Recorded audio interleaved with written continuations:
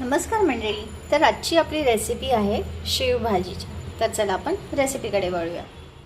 आता इथे मी कोथिंबीर घेतली आहे, अद्रक आणि लसूणचे पीसेस घेतले, शेव घेतली आहे, कांदा अशा प्रकारे मी कापून घेतलेला आहे आणि टोमॅटो उभा कापून घेतलेला आहे.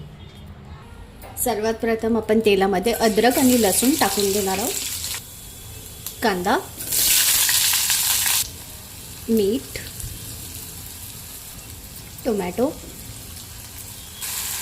कोथिंबीर. आता मी याला थंड करते आणि मग वाटून घेणार आहे. आता ह्याला आपण पाणी न घालता वाटून घेणार आहोत. इथे आपलं बॅटर पण रेडी आहे. कढईमध्ये मी मोहरी टाकून घेते, जिरं, कढीपत्ता, तयार केलेलं बॅटर टाकून घेऊया. आता मी लाल तिखट घालून घेते, थोडीशी हळद, घरगुती मसाला, धना पावडर, काश्मीरी लाल मिरची पावडर. व्यवस्थित मिक्स करून घ्यायचं याला. आता चांगलं तेल सुटलेलं आहे, ह्याच्यात मी पाणी टाकून घेते. उरलेलं वाटणाचं पाणी आहे.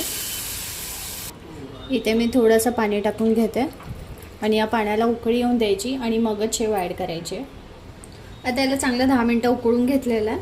मी याच्यात शेव ॲड करून घेते. शेव ही तेव्हाच ॲड करायची जेव्हा तुम्हाला इन्स्टंट खायला घ्यायची असेल तेव्हाच. आता मला इन्स्टंट खायला घ्यायची आहे म्हणून मी शेव टाकून घेतले याच्यामध्ये.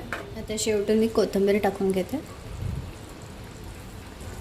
आता इथे आपली शेवभाजी रेडी टू सर्व आहे. तुम्हाला जर ही माझी रेसिपी आवडली असेल तर प्लीज माझ्या चॅनलला लाईक, शेअर अँड सबस्क्राईब करायला विसरू नका. थँक्यू.